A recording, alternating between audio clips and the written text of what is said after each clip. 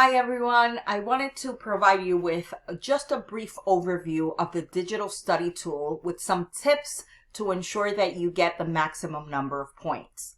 The first thing that I would like to point out is that when you go to the digital study tool, there are specific topics that you will cover, and these topics are based on the reading material for the week.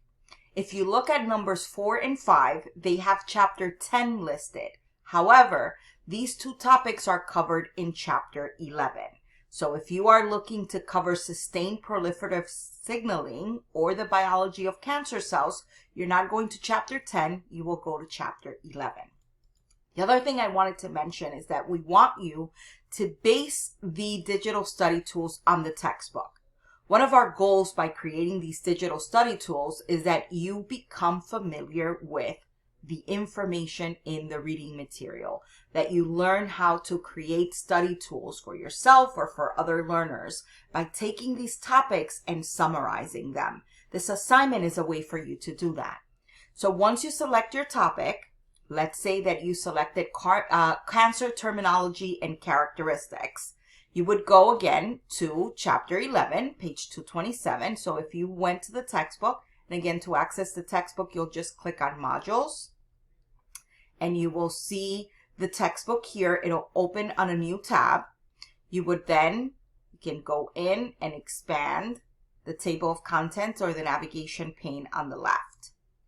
I'm going to go to the cancer terminology and characteristics since that's the topic that I've chosen for the digital study tool.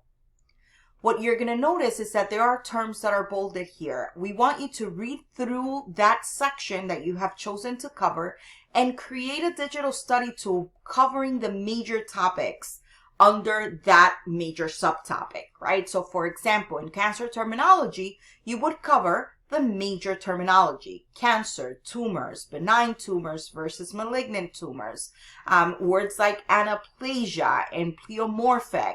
You're also going to cover the different or various types of tumors: carcinomas, adenocarcinomas, carcinoma in situ.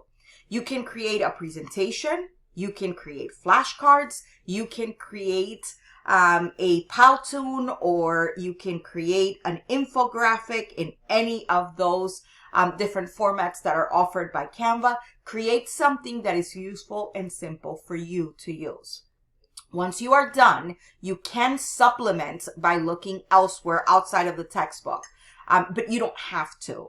The goal, again, is to familiarize yourself and to review the major terminology in that section that you have selected so that you can do the same as you are navigating all of the reading material. If you wanted, for example, to use a picture from the textbook, you can either copy the picture or you can use what is called a snipping tool, which you can see right now on the screen. All of our Windows-based, and I think even Macs, have the snipping tool. You would click on new. You could take a picture and then you can adapt it, you can crop it, and you can save it and add it to your digital study tool. You don't have to, or you are not limited to using the images in the textbook.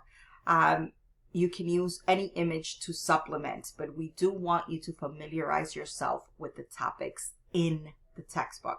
Let's say I chose the biology of cancer, so I would go into the biology of cancer, and there are different terms and different concepts here that we are, again, summarizing. So you can go through this and you would summarize that section. Same with the sustained proliferative signaling, if that was your topic. If you have any questions, please let me know. Please spend some time looking at the rubric.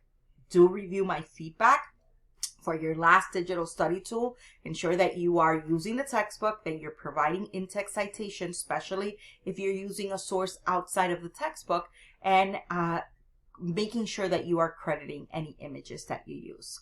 Happy learning. Bye-bye.